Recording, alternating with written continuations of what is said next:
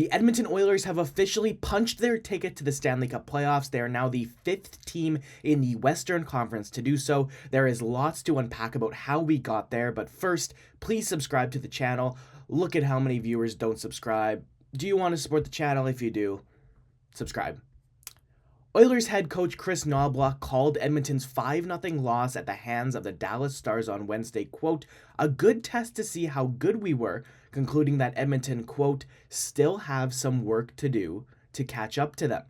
Dallas and Colorado are pretty similar caliber teams in that Central Division, and suffice it to say, the Oilers needed a bounce-back game on Friday night against Nathan MacKinnon and the Colorado Avalanche. Knoblauch changed some things up after Jake Oettinger had shut his team out on Wednesday, and the biggest tweak was probably to play Zach Hyman, Connor McDavid, and Leon Draisaitl together on that first line. After a tough Wednesday night game, Darnell Nurse specifically was looking to turn around his fortunes, and less than 2 minutes in, it was Nurse's wrist shot from the left point that was beautifully deflected home by Corey Perry at the side of the net to open the scoring.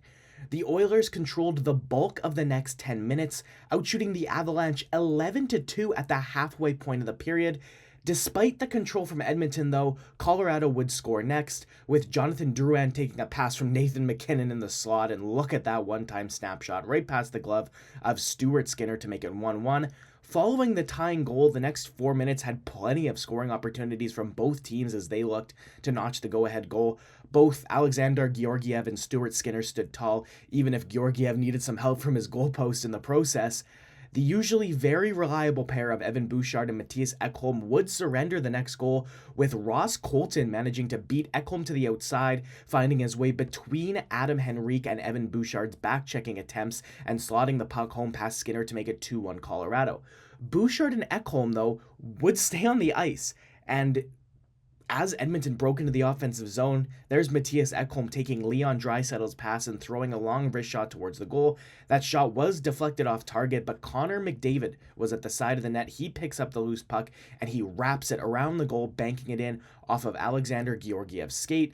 With that goal at the time, that's his 30th of the season. Connor McDavid becoming the 4th player in Oilers history to have 8 straight 30-goal seasons. He joins Yari Curry with 10 straight, Wayne Gretzky with 9 straight, and Glenn Anderson with 8 straight. After Colorado's second goal, which of course Ekholm was beat by Ross Colton for, Ekholm would further redeem himself in the second period. He stole the puck in the neutral zone, and it's his activation really that starts this 3-on-2. He gives it to Leon Draisaitl on the right. He cuts through the middle of the ice. There's Draisaitl's little return pass to him. Ekholm has the puck poked away from him by Alexander Georgiev as he drives towards the front of the net. But coming on the back check, Arturi Lehkonen has the loose puck go off his skate and into the net to make it 3-2 Edmonton. The Oilers continue to pour on the pressure through the second period, and even though the first line couldn't break through to double the lead, the Oilers would find the 4-2 goal from their third line, and boy, did Evander Kane need this one. Prior to last night, Kane hadn't scored a goal since February 19th, going 21 games without one, and sometimes when it's been that long, you just need luck to be on your side, and that's what Evander Kane had with this goal. With under 5 seconds left in the second period, Ryan McLeod pounded a slap shot towards the goal from the left side. Georgiev managed to fight it off with his glove, but he couldn't control the rebound. It bounced into the low slot where Evander Kane was driving the net, and his net drive resulted in the puck bouncing off him and in. Puck ends up going in the net with just 1 second left in the period. That makes it 4-2 Edmonton. So having scored first in the first 2 periods, Edmonton would open the scoring in the third period as well. And again, it's just the effort of the Edmonton Oilers that was on another level tonight. It's Zach Hyman's forecheck opening up the chance. Connor McDavid looks to find Evan Bouchard at the side of the net. Bouchard can't get his shot towards the goal, but the rebound falls to Connor McDavid in the slot. He slots it home. It's 31 goals in the year. It's 5-2 for the Edmonton Oilers. And the Oilers defense would stand tall to protect a 3-goal lead. And even though Alexander Georgiev would stop Connor McDavid's hat-trick attempt, the Oilers would score a 6th goal to put the game to bed. And it's the third line with their 3rd goal of the night. It's a great drive to the middle of the ice by Ryan McLeod. He drops it off to Evander Kane, who's got some space on that left wing.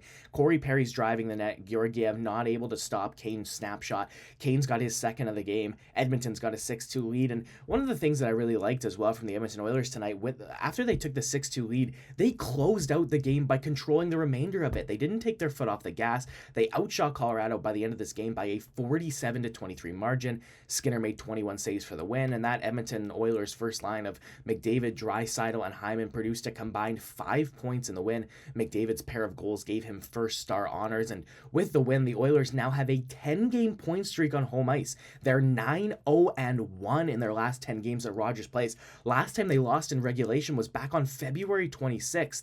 The win for the Oilers, of course, as I mentioned off the top, clinches them a playoff spot for the third consecutive season.